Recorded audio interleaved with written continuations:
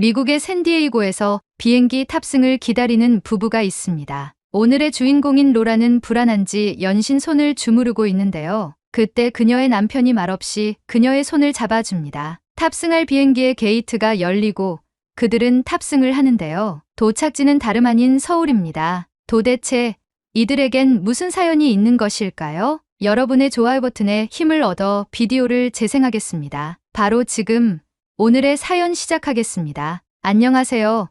저는 미국 샌디에이고에서 남편과 함께 살고 있는 로라 오입니다. 저는 재미교포 2세로 부모님께서 한국에서 이민 오신 후 미국에서 태어나고 자랐어요. 한국어는 부모님 덕분에 기본적인 대화 정도는 가능하지만 솔직히 저는 미국에서의 삶이 더 익숙했어요. 현재 저는 프리랜서 작가로 활동하며 집에서 일하고 있고 제 남편 에릭은 IT 업계에서 일하고 있어요. 우리는 샌디에이고의 여유로운 분위기를 만끽하며 평온한 일상을 살고 있었어요. 퇴근 후 바닷가를 산책하거나 주말이면 친구들과 캠핑을 가곤 했죠. 특별한 고민 없이 이대로 평생을 살아도 괜찮겠다는 생각이 들 만큼 안정적인 삶이었어요. 그런데 몇 달 전부터 이상한 일이 생기기 시작했어요. 처음엔 단순한 피로라고 생각했어요. 프리랜서 작가라는 직업상 하루 종일 키보드를 두드리다 보면 손이 저릴 때가 많으니까요. 하지만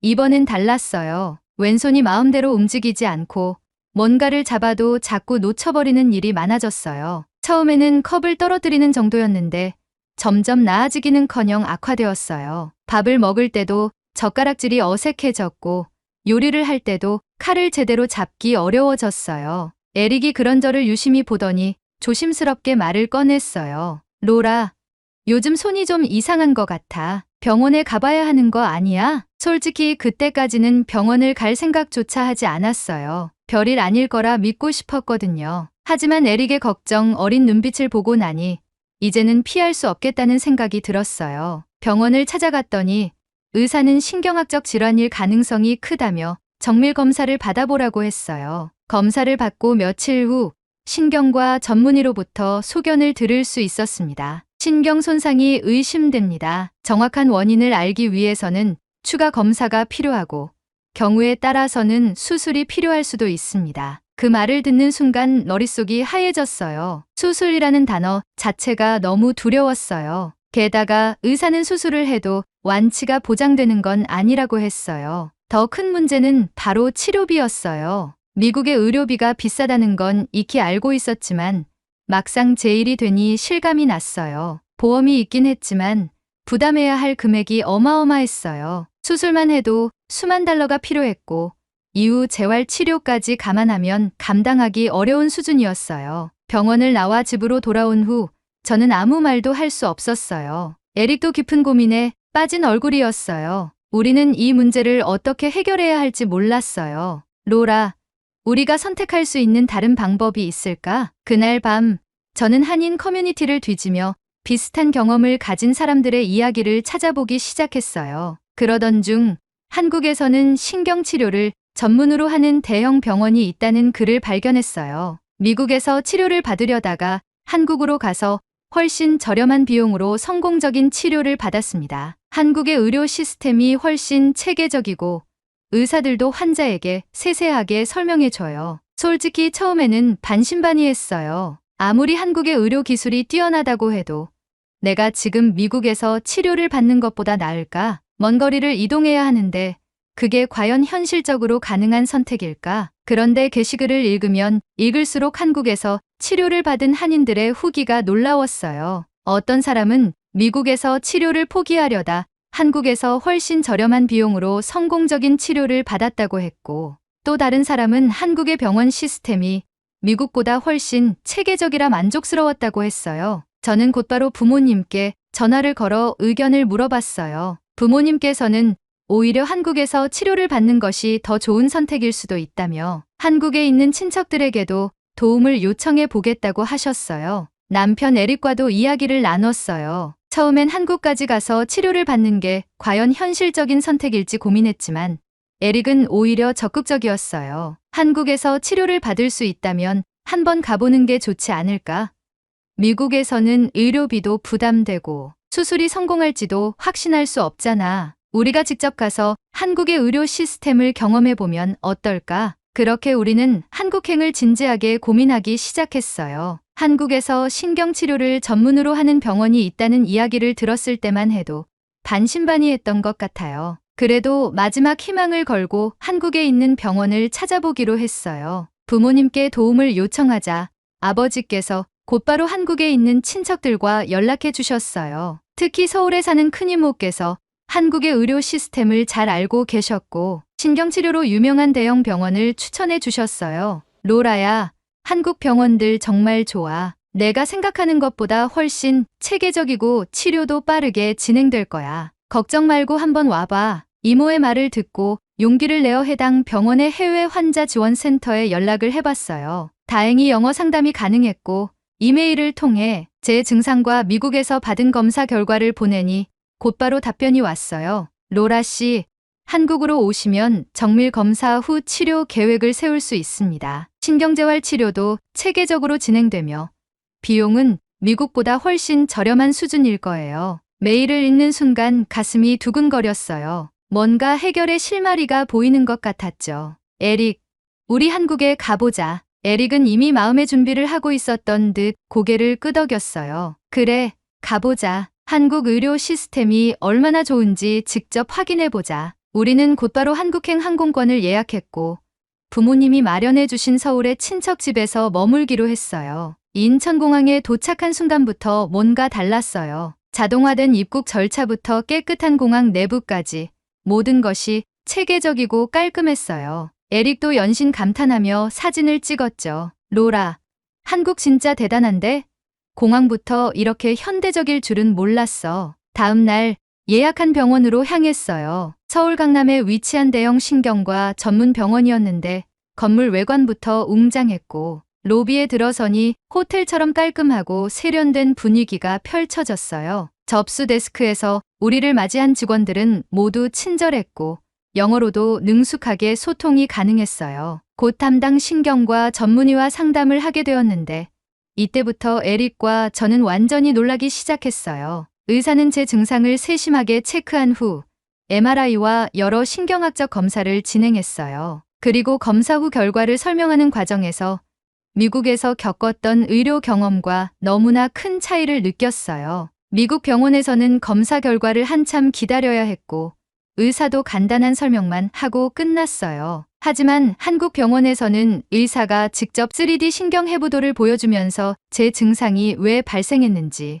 어떤 치료가 필요한지 세세하게 설명해 줬어요. 로라 씨의 경우 신경이 손상된 부위가 명확하게 확인됩니다. 미국에서는 수술을 권유했다고 하셨지만 저희 병원에서는 수술 없이도 충분히 호전될 가능성이 높다고 판단됩니다. 이 말을 듣는 순간 가슴이 벅차올랐어요. 미국에서는 수술이 필요하다고 했지만 한국에서는 다른 방법이 있다는 거잖아요. 우선 약물 치료와 함께 신경재활 치료를 진행해 보겠습니다. 집중적인 치료를 받으면 상당히 회복될 가능성이 큽니다. 에릭과 저는 감격해서 서로를 바라보았어요. 미국에서는 이런 설명도 듣기 어려웠는데 한국 병원은 정말 체계적이네. 의사는 또 재재활 계획을 세우고 앞으로 몇 달간의 치료 과정에 대해 자세히 알려줬어요. 한마디로 저를 하나의 환자가 아니라 사람으로 대하고 있다는 느낌이 들었어요. 그날 저녁 병원에서 나온 후 에릭과 저는 서울에서 유명한 한강을 가보았어요. 한강에 지는 노을을 바라보며 커피를 마시며 우린 대화를 나눴죠. 에릭은 잠시 침묵을 지키다가 제게 말을 걸었어요. 로라, 나 한국이 점점 좋아지는 것 같아. 에릭의 말에 저도 미소를 지었어요. 맞아. 한국이라는 곳이 정말 편해지기 시작했어. 내 병도 얼른 나을 것 같아. 그렇게 우리는 서로를 응원하며 다음 날을 위해 숙소로 돌아갔습니다. 다음 날부터 본격적인 치료가 시작됐어요. 물리치료, 신경재활 치료, 그리고 전문적인 마사지 치료까지 모든 과정이 체계적으로 진행되었고 의사와 치료사들은 정말 열정적으로 저를 도와줬어요. 저와 에릭은 한국에서 몇 주 동안 집중적인 신경 치료를 받으며 생활했어요. 병원 시스템은 예상했던 것보다 훨씬 체계적이었고 치료 과정도 매우 상세하고 전문적이었어요. 미국에서는 간단한 의사 상담조차 몇 주씩 기다려야 했고 의료비 부담이 엄청났어요. 하지만 한국에서는 예약도 훨씬 빠르고 의사들이 환자의 상태를 세심하게 분석하며 치료 방향을 잡아주었어요. 그렇게 몇 주 동안 치료를 받으며 상태가 조금씩 호전되었어요. 하지만 담당 의사는 저에게 중요한 사실을 알려주었어요. 로라 씨, 손의 신경 손상이 완전히 회복되려면 앞으로도 몇 년간 지속적인 치료가 필요합니다. 꾸준한 재활 치료가 필수적이에요. 그 말을 듣는 순간 저는 깊은 고민에 빠졌어요. 몇 년 동안 지속적으로 치료를 받아야 한다면 미국과 한국을 오가며 치료받는 건 현실적으로 불가능했어요. 수많은 고민 끝에 에릭과 저는 결국 다시 미국으로 돌아가기로 결정했어요. 샌디에이고 집으로 돌아온 후 저는 계속해서 한국에서의 경험을 떠올렸어요. 만약 한국에서 치료를 계속 받을 수 있다면 더 빨리 나을 수 있을까? 미국에서는 의료비도 부담되고 치료 과정도 복잡한데 한국이 더 나은 선택이 아닐까? 하지만 현실적으로 한국과 미국을 오가는 건 너무 힘든 일이었어요. 에릭도 회사에 복귀해야 했고 저 역시 미국에서의 생활을 완전히 정리하기엔 망설여졌어요. 그러던 어느 날 에릭이 저녁 식사 도중 갑자기 조용한 목소리로 말을 꺼냈어요. 로라, 우리 한국으로 이민 갈까? 그 말을 듣는 순간 나는 손에 들고 있던 포크를 내려놓았어요. 뭐? 한국으로 이민? 솔직히 저는 예상도 못한 말이었어요. 응, 한국에서 내 치료 과정을 보면서 정말 많은 걸 느꼈어. 한국의 의료 시스템이 얼마나 발전했는지도 그렇고 생활 환경도 미국보다 나은 점이 많더라. 그래도 우리가 이민까지 할 필요가 있을까? 내 직장도 있고 여기서의 삶도 안정적인데 그게 나 사실 한국에서 일할 수 있는 외국계 기업들 찾아봤어. 뭐라고? 그리고 지원서를 냈는데 오늘 화상 면접을 받고 합격 통보받았어. 너무 놀라서 아무 말도 나오지 않았어요. 에릭, 너 진심이야? 응, 한국에서 살면서 내 치료를 도울 수 있다면 그게 우리가 선택할 수 있는 최선의 방법이 아닐까? 미국에서는 병원 예약조차 힘들었잖아. 한국이라면 내가 제대로 치료받을 수 있어. 그리고 나도 한국에서 충분히 일할 수 있어. 에릭은 이미 모든 걸 다 계획해둔 듯 했어요. 나한테 이렇게까지 해주다니 너무 감동해서 눈물이 날 뻔했어요. 우린 팀이잖아, 로라. 에릭이 한국 이민을 제안했을 때 나는 너무 놀라서 아무 말도 할 수 없었어요. 한국에서 일할 회사를 미리 찾아보고 화상 면접까지 보고 합격했다는 사실이 믿기지 않았죠. 에릭, 정말 괜찮겠어?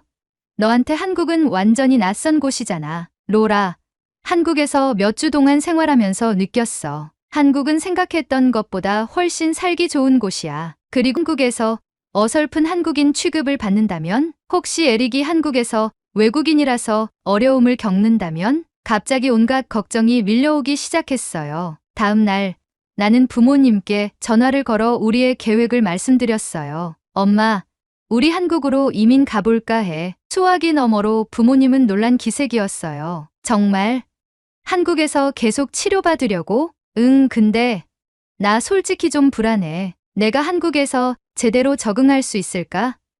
나 한국에서 살아본 적도 없잖아. 그건 그렇지. 내가 한국 문화를 잘 안다고 해도 사는 건 또 다른 문제니까. 인터넷에서 보니까 교포들이 한국 가면 차별받는 경우도 많다던데 부모님은 잠시 고민하시더니 조용히 말씀하셨어요. 로라야, 차별이 아예 없다고는 못하지. 하지만 모든 사람이 다 그런 건 아니야. 내가 한국에 가서 진짜로 살고 싶다면 너무 걱정하지 말고 직접 부딪혀봐. 정말 괜찮을까? 그리고 내 이모도 한국에 계시잖아. 힘들면 도움을 받을 수 있지 않겠어? 부모님의 말씀을 듣고 나니 조금 안심이 되었어요. 그래, 한국에 친척들이 있으니 완전히 혼자가 되는 건 아니야. 부모님과의 통화 후 나는 다시 에릭과 깊은 대화를 나누었어요. 에릭, 나 한국에서 차별받을까봐 걱정돼.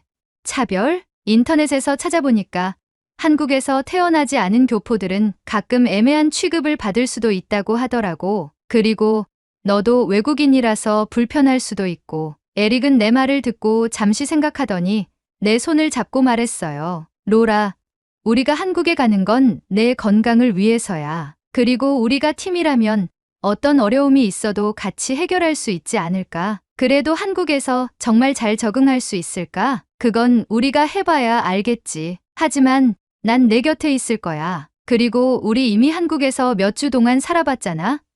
힘든 점도 있었지만 좋은 점도 많았어. 난 그걸 믿고 가는 거야. 에릭의 확신에 찬 태도를 보니 나도 용기를 내야겠다는 생각이 들었어요. 정말 괜찮을까? 로라, 걱정은 많을수록 더 커지는 법이야. 일단 해보자. 그렇게 우리는 본격적으로 한국 이민을 준비하기 시작했어요. 이민 준비가 차근차근 진행되고 있었어요. 집을 정리하고 필요한 서류들을 준비하면서 하루하루가 정신없이 흘러갔죠. 하지만 여전히 내 마음 한구석엔 불안함이 자리 잡고 있었어요. 정말 한국에서 잘 적응할 수 있을까? 미국에서의 안정적인 삶을 포기하는 게 맞는 선택일까? 샌디에이고에서의 마지막 밤, 나는 침대에 누워 한동안 잠들지 못했어요. 출국을 하루 앞둔 날, 부모님과 마지막 영상통화를 했어요. 엄마, 아빠, 나 정말 한국에서 잘할 수 있을까? 화면 속 부모님은 걱정 어린 표정을 지으며도 따뜻한 미소를 보이셨어요.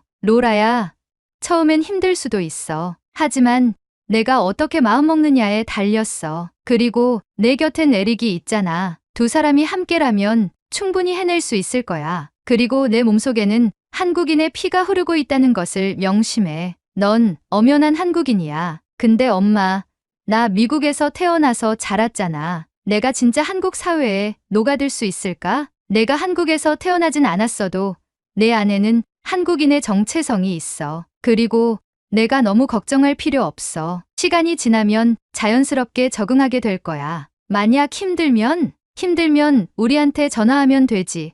아버지는 웃으며 말씀하셨어요. 그 말을 듣고 나니 조금은 안심이 됐어요. 한국 가서도 자주 연락할게요. 당연하지. 그리고 내 이모랑 친척들도 있으니까 어려운 일 있으면 언제든 도움을 받아. 나는 부모님과의 통화를 마치고 깊은 한숨을 내쉬었어요. 이제 정말 떠날 시간이 다가오고 있었어요. 출국을 하루 앞두고 샌디에이고에서 친한 친구들과 마지막으로 만났어요. 한국에서 산다고? 와, 진짜 대단한 결심이다. 에릭, 너 한국어 좀 늘었어? 에릭은 멋쩍게 웃으며 대답했어요. 조금? 하지만 아직 갈 길이 멀어. 친구들은 아쉬워하면서도 우리를 응원해 줬어요. 그래도 한국에서 살면 요즘 유행하는 맛있는 음식 많이 먹겠네. 불닭볶음면, 삼겹살, 양념치킨 부럽다. 맞아. 대신 너희가 한국 놀러 오면 내가 맛집 투어 시켜줄게. 우리는 그렇게 웃으며 마지막 밤을 보냈어요. 하지만 집으로 돌아오는 길, 나는 갑자기 울컥하는 감정을 느꼈어요. 이곳에서의 삶이 너무 익숙했고 떠나는 것이 쉽지만은 않았어요. 드디어 출국하는 날이 되었어요. 우리는 부모님과 마지막으로 영상통화를 하며 인사를 나눴어요. 도착하면 바로 연락해. 응. 엄마, 걱정 마세요. 에릭과 나는 공항에서 수속을 마친 후 비행기에 올랐어요. 비행기 안에서 창밖을 바라보면서 나는 다시 한번 여러 감정이 뒤섞이는 걸 느꼈어요. 두려움, 설렘, 기대, 걱정. 하지만 무엇보다 가장 크게 자리 잡은 감정은 희망이었어요. 잘할 수 있을까? 내가 에릭을 믿듯 에릭도 나를 믿고 있잖아. 이제는 나도 내 선택을 믿어야겠다고 생각했어요. 인천공항에 도착한 우리는 한국에 있는 이모와 친척들의 환영을 받았어요. 로라야, 드디어 왔구나. 에릭, 한국에 온 거 환영해. 에릭은 어색하지만 정성껏 인사했어요. 안녕하세요. 만나서 반갑습니다. 이모는 우리를 데리고 임시거처로 이동했고 다음 날부터 본격적으로 병원 진료와 집 구하기를 시작했어요. 에릭도 한국에서의 생활을 적극적으로 즐기려 했어요. 그는 출근 전부터 한국어 학원에 등록했고 한글 마스터라는 목표를 세웠어요. 출근 첫날 그는 동료들에게 한국어로 인사를 건넸다고 했어요. 안녕하세요. 저는 에릭입니다. 만나서 반갑습니다. 동료들은 에릭의 노력에 감탄하며 환영해 줬다고 해요. 에릭이 한국어를 배우고 한국 생활에 적응하는 모습을 보면서 나는 점점 안심이 되었어요. 우리 정말 잘할 수 있을 것 같아. 하지만 여전히 내 마음 한구석에는 남아있는 질문이 있었어요. 정말 한국에서 교포는 차별받을까? 나는 한국에서 생활하면서도 스스로 이 질문에 답을 찾고 싶었어요. 그리고 한 가지 깨달은 게 있었어요. 결국 내가 어떻게 받아들이느냐에 달려 있다. 물론 사람마다 경험이 다를 수 있겠지만 내가 긍정적인 태도로 다가가면 더 많은 좋은 인연을 만날 수 있지 않을까? 나는 아직 한국에서의 삶을 100% 장담할 수는 없지만 적어도 한 가지는 확실했어요. 에릭과 함께라면 어디서든 새로운 길을 만들어갈 수 있다. 그렇게 우리는 새로운 도전을 향해 한 걸음씩 나아가고 있었어요. 여러분은 어떻게 생각하시나요? 정말 한국에서 교포는 차별받을까요? 오늘의 사연은 여기까지입니다. 한국의 첨단 의료 시스템이 수많은 사람들에게 힘이 되는 감동적인 이야기네요. 한인들의 역이민에 대해서 어떻게 생각하시는지 여러분의 생각을 댓글로 남겨주세요. 오늘의 비디오가 공감이 되신다면 구독, 좋아요 한 번씩 부탁드리겠습니다. 그리고 여러분의 댓글은 제게 큰 힘이 됩니다. 다음엔 더 흥미로운 사연으로 여러분을 찾아뵙겠습니다. 시청해주셔서 감사합니다. 미국의 한 연구소, 연구원들이 심각한 표정을 지으며 화면을 유심히 지켜보고 있습니다. 경보음이 울리고 연구원들은 망연자실하며 한숨을 쉬고 있는데요. 그 순간 직장 상사로 보이는 남성이 화를 내며 연구원들에게 소리를 지르기 시작합니다. 도대체 이 연구소에선 무슨 일이 있었던 것일까요? 오늘의 이야기 지금 바로 시작합니다. 아 참, 여러분의 구독과 좋아요는 가을을 빨리 오게 만듭니다. 놀러가기 좋은 날씨가 빨리 다가올 수 있도록 시원하게 한번 쏴주세요. 안녕하세요.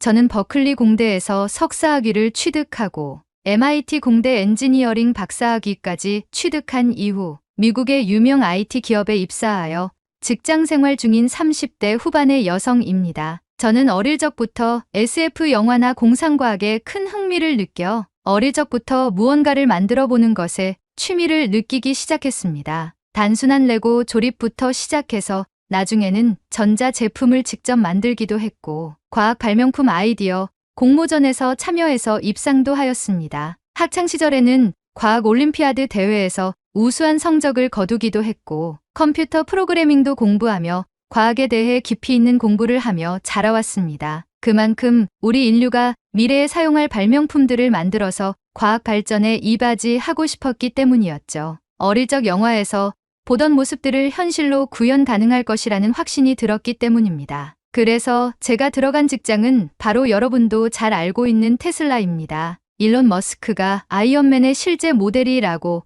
말할 만큼 과학적으로 천부적인 재능을 가지고 있는 듯한 행보를 많이 보여서 이 회사에 취직하면 조금 더 인류 발전에 이바지할 수 있지 않을까 생각이 들었습니다. 우주로 보내는 탐사선인 스페이스X도 개발 중에 있고 화성에 정착하는 계획인 화성 이주 계획도 발표하면서 정말 이 회사에 오길 잘했다고 생각이 들었습니다. 저는 테슬라의 전기자동차 파트에서 엔지니어링 파트에서 근무 중입니다. 전 세계 석학들이 모여 CEO인 일론이 추구하는 친환경 에너지 솔루션을 테슬라에 주입하기 위해 노력하고 있죠. 그런데 최근 저희 테슬라가 발칵 뒤집히는 사건이 하나 있었습니다. 바로 저희가 개발 중인 배터리의 수율 문제에 제동이 걸린 것이죠. 그런데 그 와중에 한국의 IT 기업들이 배터리 수율 문제를 해결하고 친환경 에너지에 앞장서는 모습을 보고 경이로운 마음에 이렇게 사연을 보냅니다. 여러분도 아시다시피 현재 전 세계에 널리 보급되어 온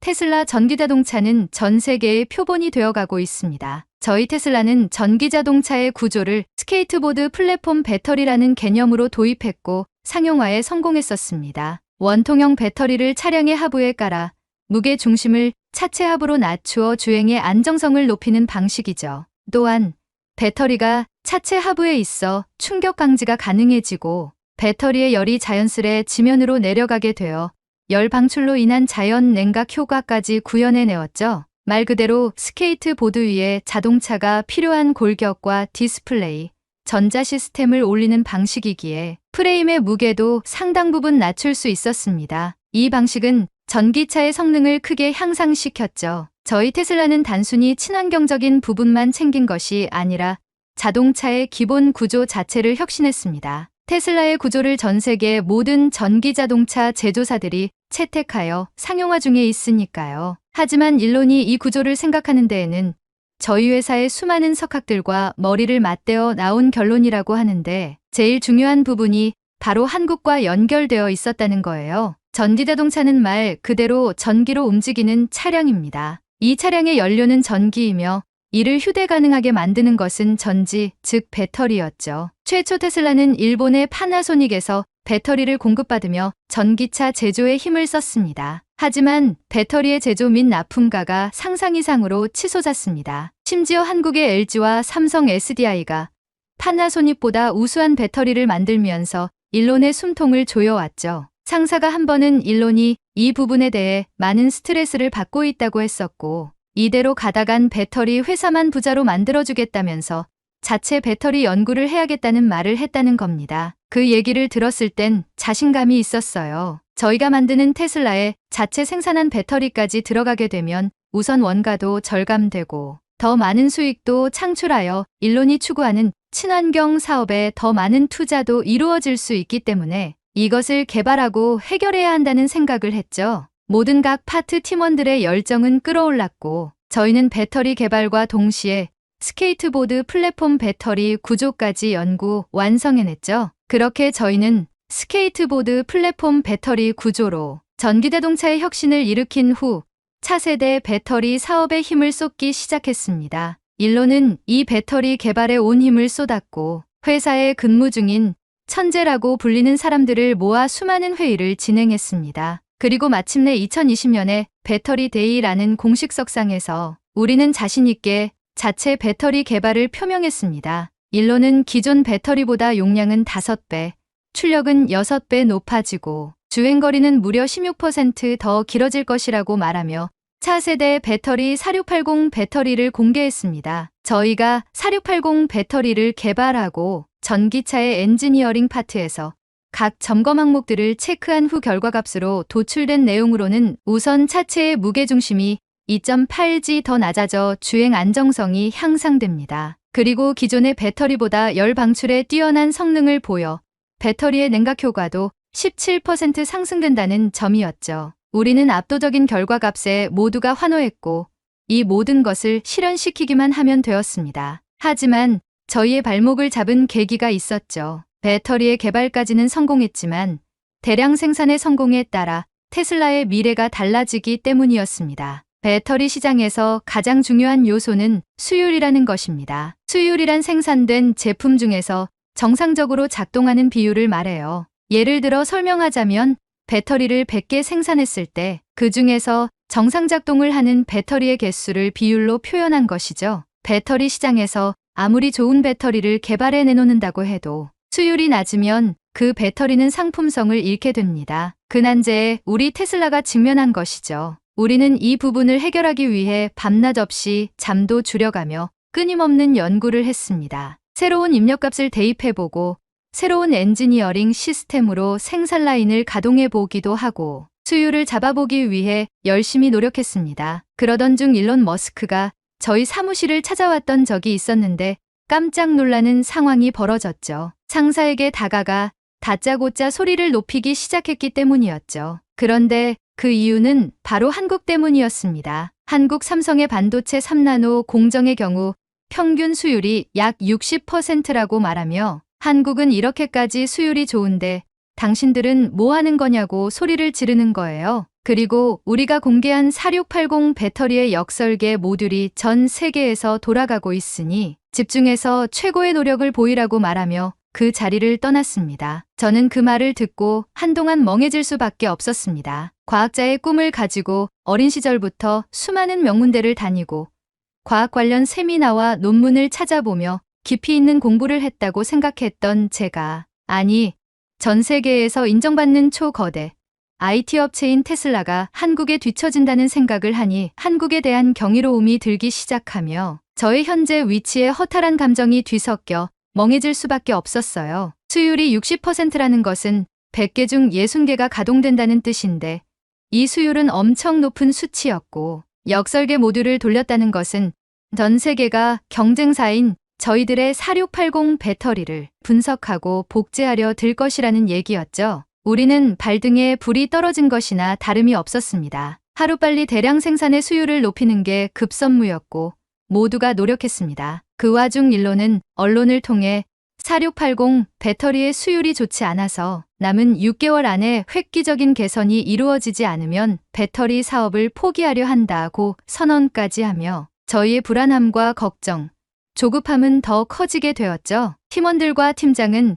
다른 제조업체들이 역설계를 하기까지엔 시간이 걸릴 것이니 조급해하지 말고 멘탈을 잘 챙겨서 이성적으로 접근하려고 노력하자고 의견을 모았어요. 저는 불안한 마음을 내려놓고 오로지 우리 테슬라의 자체 배터리 대량 생산의 성공에만 포커스를 두고 연구에 매진했죠. 그렇게 수율을 차츰차츰 높여가기 위해 노력하던 와중 충격적인 이야기를 들었어요. 잠을 줄여가며 연구한 탓에 피곤한 나머지 카페인을 충전하기 위해 사옥내 카페를 방문했는데 인사팀에서 수군대는 소리를 들었죠. 처음엔 그냥 대화하구나 정도였지만 한 단어에 제 신경이 곤두서기 시작하며 귀를 기울여야만 했어요. 바로 한국이라는 단어 때문이었죠. 저는 아무렇지 않은 듯 이야기를 듣고 있었는데 순간 멍해지고 말았어요. 카페 종업원이 음료가 나왔다고 제 앞에 들이밀었음에도 불구하고 반응하지 못할 정도로 멍해졌죠. 그 이야기는 바로 테슬라에서 공식 사이트에 전문 시니어 배터리 공정 엔지니어를 구인한다는 모집 공고를 올렸다는 거예요. 그런데 모집하는 지역이 한국의 경기도 화성의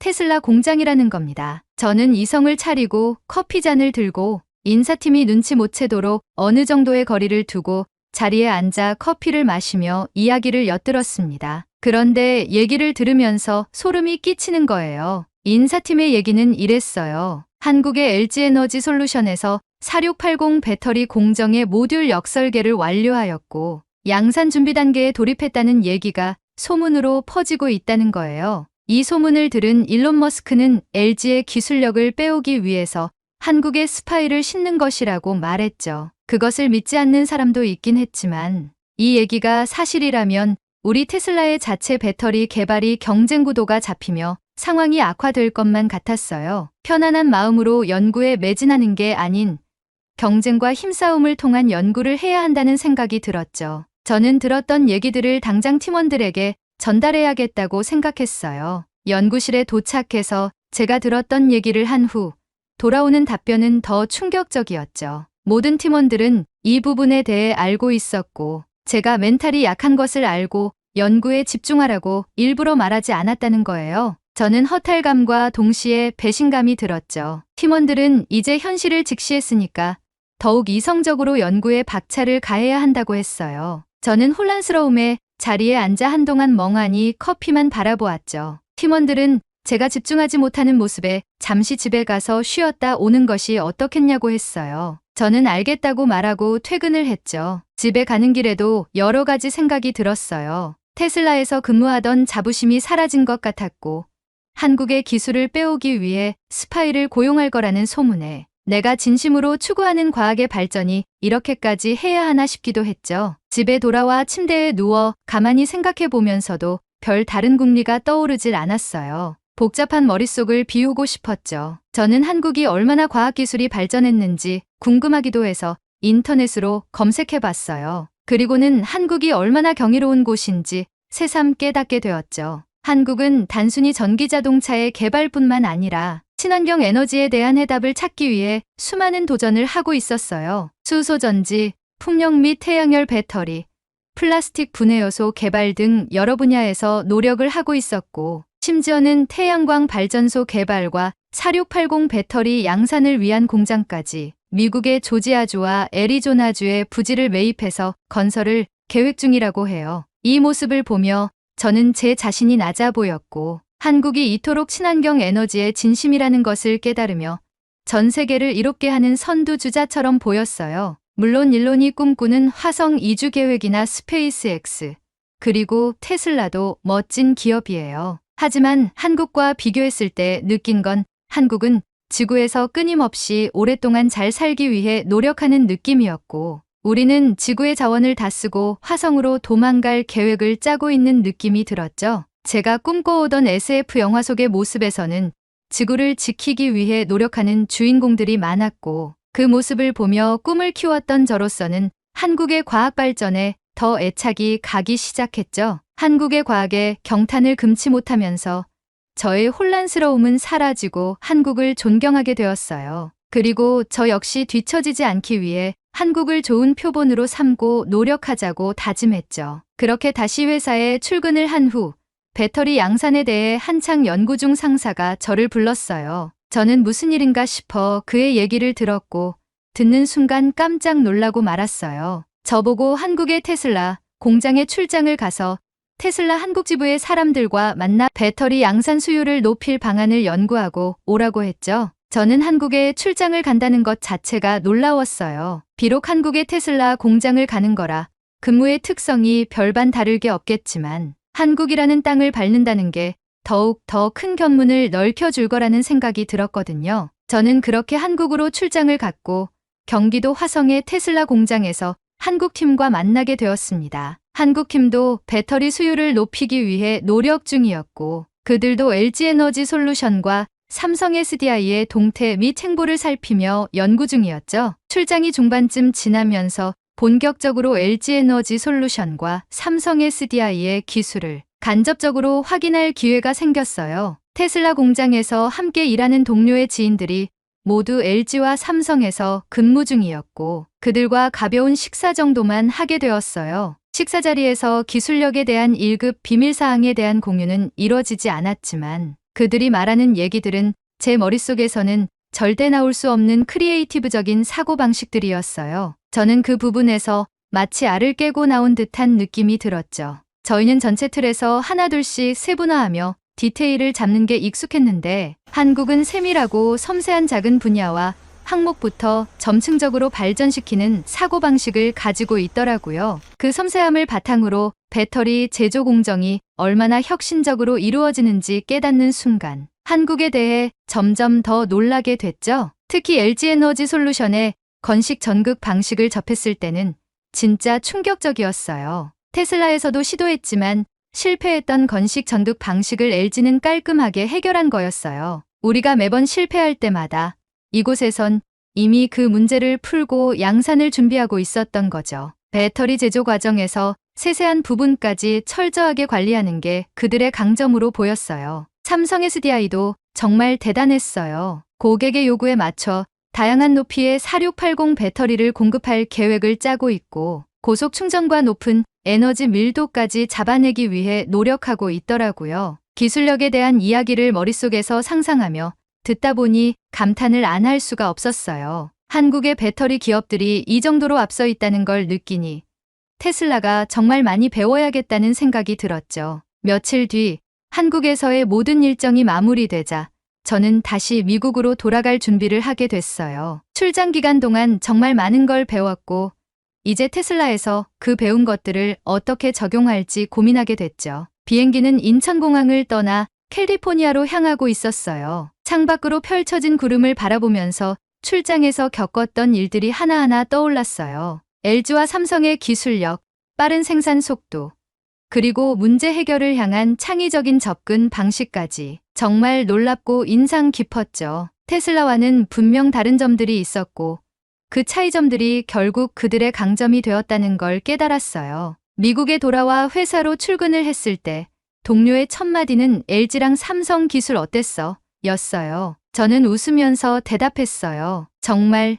대단했어. 사고방식의 전환이 중요한 것 같아. 우리는 그들과 앞으로 선의의 경쟁자가 될 것 같아. 서로의 기술을 보며 부족한 점을 채우고 좋은 점을 공유하며 전 세계의 과학기술이 더 발전할 기회가 열릴 것 같아. 이번 한국 출장을 다녀와서 왜 한국이 IT나 과학 분야에서 자주 언급되는지 충분히 느끼게 되었고 이제 테슬라도 얼마나 많은 노력을 해야 되는지 명확히 알게 되었어요. 이제부터 시작이에요. 4680 배터리의 대량 생산이 빨리 이루어지도록 저희와 한국 모두 노력할 것입니다. 그리고 친환경 과학기술이 깃든 사회 속에서 이 아름다운 지구에 오래도록 살 수 있도록 모두가 힘쓰고 있다는 것을 느끼셨으면 합니다. 오늘의 이야기 어떠셨나요? 최근 전기차 화재 사고가 국민들의 불안함을 야기하고 있습니다. 전 세계 전기차 제조업체들은 오늘의 사연처럼 배터리 양산에 초점을 맞추되 조금 더 안전한 배터리를 만들어 보급했으면 합니다. 오늘의 사연이 마음에 드셨다면